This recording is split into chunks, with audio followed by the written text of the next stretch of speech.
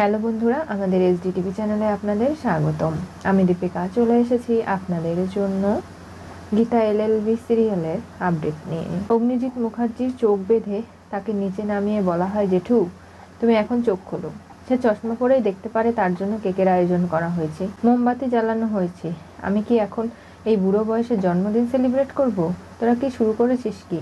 আজকে আপনি birthday boy, আপনাকে সব কথাই শুনতে হবে আমাদের। একটা কার্টুন বলছি, আগে মোমবাতি ফু দিয়ে তারপর কেক কাটবো, তাই তো?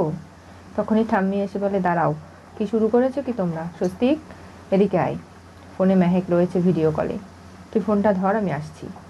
আগে আমি পায়েস রান্না করেছি, সেটা ওকে খেতে হবে, আর তারপরে কেক কাটবে না মোমবাতি নেভাবে সেটা পরের হিসেব।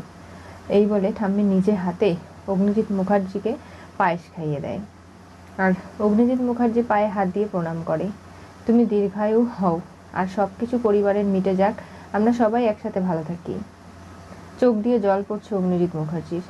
মায়ে সেগুলো মুছে দেয়, ছেলেকে জড়িয়ে ধরে, গালে চুমু খেয়ে ছেলেকে আদর করে দেয়, আর বলে সব কিছু ঠিক হয়ে যাবে, তুই একদম কোনো চিন্তা করিস না বাবা। তুই কেন এগুলো নিয়ে ভাবছিস? দূর থেকে গীতা সবটা দেখে হ্যাপি বার্থডে বাবা জানিয়ে ভাবে যে এত কষ্ট পাচ্ছে অগ্নিজিৎ মুখার্জি, কাউকে কিছু বলতেও পারছে না, এত বয়স হয়ে গেছে, এত বড় একটা লয়ার, তার কি অবস্থা। সেগুলো দেখে গীতারও খারাপ লাগে। ওদিকে মেহেক তার পাপাকে হ্যাপি বার্থডে জানাচ্ছে ভিডিও কলে। অনেক সব কিছু পরিস্থিতি যা হয়েছে সবটা সে দেখেছে। মেহেকও খুব কষ্ট পাচ্ছে তার পাপার জন্য। অগ্নিজিৎ মুখার্জির সব থেকে প্রিয় কন্যা তার কাছে নেই। পরিবারের সবার দিকে মুখ চেয়ে দেখে, মেহেক নেই। এরপরে কেক কাটে, তারপরে ঠাম্মিকে খাইয়ে দেয়, পরিবারের বাকি সবাইকে খাইয়ে দেয়। আনন্দ হৈহুল্লোড় করে অগ্নিজিৎ মুখার্জির জন্মদিনটা সেলিব্রেট করা হয়। পরের দিন সকালে রাকার কাছে গরম জল চাইছে ঠাম্মি। বলছে, আমার ঘরে একটু দিয়ে আসো তো। মা, আপনাকে একটা কথা জিজ্ঞাসা করি। আপনি তো কালকে বললেন যে পায়েস আপনি অনলাইনে অর্ডার করেছেন, কিন্তু আমাদের বাড়ি থেকে কোনো অর্ডার কালকে নেওয়া হয়নি, আর কেউ কোনো অর্ডার দিতেও আসেনি, তাহলে আপনি কোথা থেকে পায়েসটা আনালেন বলুন? সেই কৈফিয়ত তোমাকে দিতে বাধ্য নই। আমি সেটা বলিনি, আপনি বলুন না। আপনি তো দাদাকে এত ভালো করে পায়েসটা খাওয়ালেন তৃপ্তি করে, আপনি তো রান্নাঘরেও আসেননি, পায়েসও রান্না করেননি, তাহলে কি করে খাওয়ালেন? তোমার জল গরম করে দেওয়ার দরকার হলে দাও, না হলে আমি করে নিচ্ছি। ঠাম্মি, আপনি কথা কেন এড়িয়ে যাচ্ছেন? সত্যিই তো, আপনি কালকে রান্নাঘরে আসেননি, কুটোটিও নাড়েননি, এমনকি আপনার ছেলের জন্য দীর্ঘায়ু কামনা করে পায়েস রান্না করেননি, তাহলে কোথায় পেলেন পায়েসটা?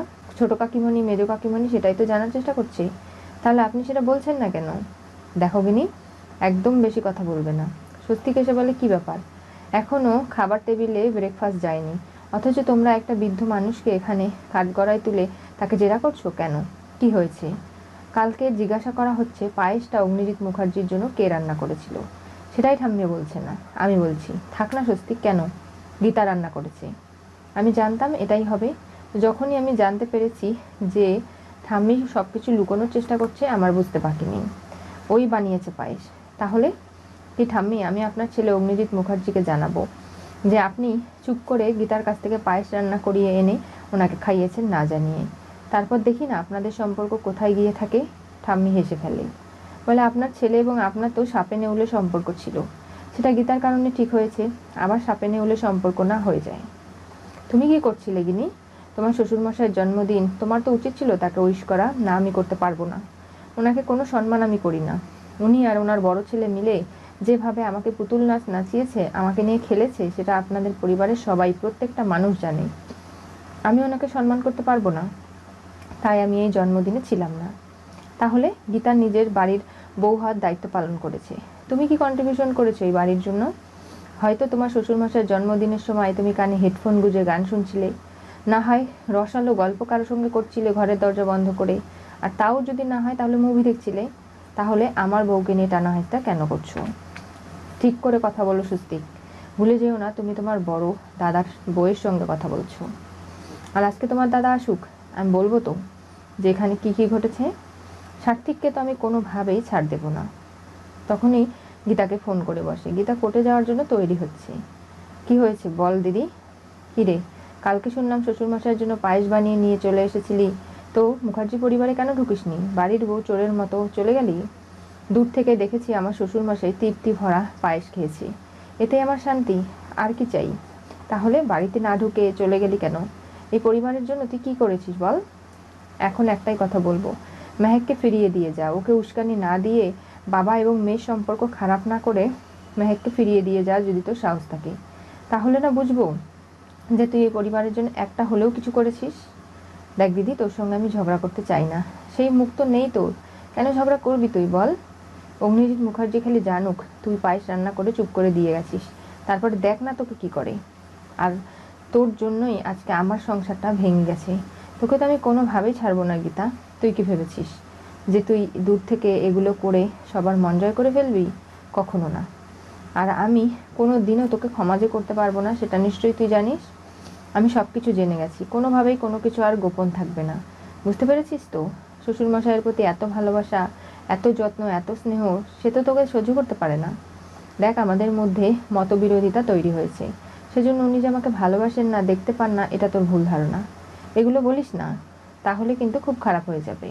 আর আমি এখন কোর্টে যাব, তোর সঙ্গে কথা বলতে পারছি না, এ বলে ফোন কেটে দেয়। গীতা কষ্ট পাচ্ছে। এসে মেহেক বলে, কি হয়েছে?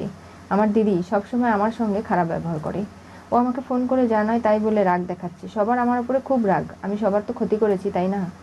আমি তোমার উপর রাগ করিনি গীতা বৌদি, তুমি তো সেটা জানো।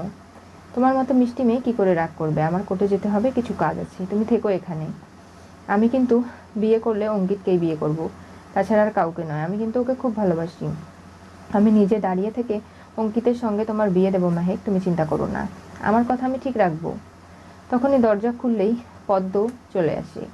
বলে, দেখো কাকে এনেছি। অঙ্কিত, এসো ভেতরে। দেখ পদ্ম, আমি কোর্টে যাচ্ছি, কোনোভাবেই যেন বাড়ির জামাইয়ের কোনো সমস্যা না হয়। হবু জামাইকে ঠিক করে আদর আপ্যায়ন করবি, গরিব ঘর বলে যেন কোনো সমস্যা না হয়। আপনি নিজের মুখে বাড়ির জামাই বললেন তো? হ্যাঁ অঙ্কিত, তোমাদের বাড়ি, আমার শ্বশুর বাড়ি, এমনকি আমার বাবার বাড়ি, মেহেকের সংসার, সব কিছু আমি ঠিক করে দেবো, তুমি চিন্তা করো না। শুধু তোমার বাবাকে একটু বলো আমাকে যা যা জানে সত্যিটা বলতে। ধীমান সেনের কাছাটা আমি কোর্টে খুলে দেবো। ওর বিরুদ্ধে অনেক প্রমাণ আমি পেয়েছি, আরও প্রমাণের আমার দরকার আছে। তাহলেই দেখবে সব ঠিক হয়ে যাবে। আমাকে এবার যেতে হবে, তোমরা সাবধানে থেকো, সুরক্ষিতভাবে থেকো। মেহেক তো অঙ্কিতকে দেখে খুব খুশি হয়ে যায়।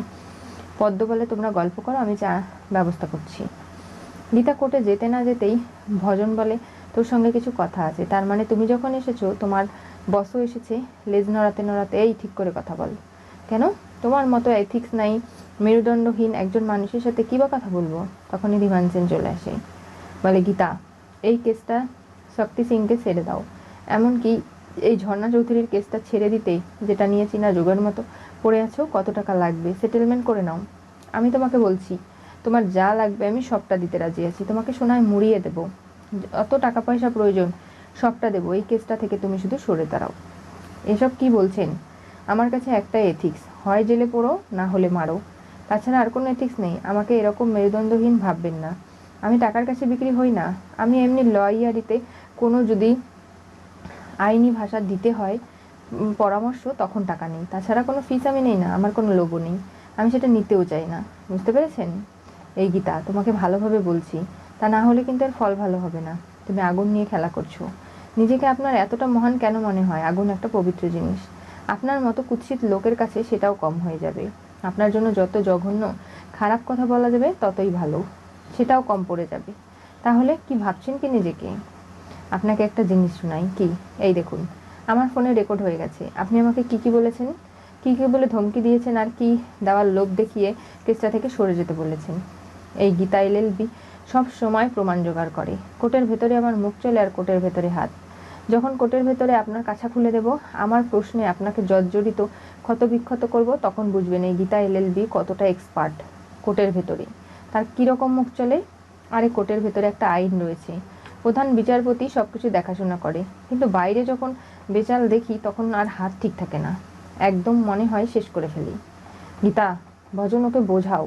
কোনোভাবেও বুঝতে চাইছেন এর ফল কিন্তু ভালো হবে না। স্বস্তিক তার বউ গীতার সঙ্গে দেখা করতে চলে আসে, কিন্তু হঠাৎ করেই স্বস্তিক গীতা একে অপরের রোমান্সে মেতে উঠলেই স্বস্তিক তার বউয়ের হাত ধরা মাত্রই দেখতে পারে দূর থেকে একটা হেলমেট পরা মোটরসাইকেলে বন্দুক নিয়ে এসেছে গীতাকে শেষ করতে। তখনই স্বস্তিক নিজেকে ধরে রাখতে পারে না, গীতাকে ধাক্কা মেরে সরিয়ে দেয় বাঁচানোর জন্য। তাহলে স্বস্তিকে কি গুলিটা খেলেও? গীতা কি তার ভালোবাসার মানুষের জন্য প্রত্যেক মুহূর্তে বিপদ থেকে রক্ষা পায়। আর স্বস্তিক যে ভাবে গীতার প্রাণ বাঁচালো, কি হবে এবার? গীতা এলএলবি সিরিয়ালের পরবর্তী টুইস্টে গীতাকে বন্দুক তাক করলে স্বস্তিক ধাক্কা দিয়ে মাটিতে ফেলে রক্ষা করার চেষ্টা করলো। গীতাকে শেষ করতে যেভাবে ধীমান সেন লোক পাঠিয়েছে, গীতা তো বেঁচে গেল, এবার স্বস্তিকের কি খবর সেসব জানতে চোখ রাখতে হবে আমাদের চ্যানেলে। পাশে থাকা বেল আইকনটি অবশ্যই করে ক্লিক করুন।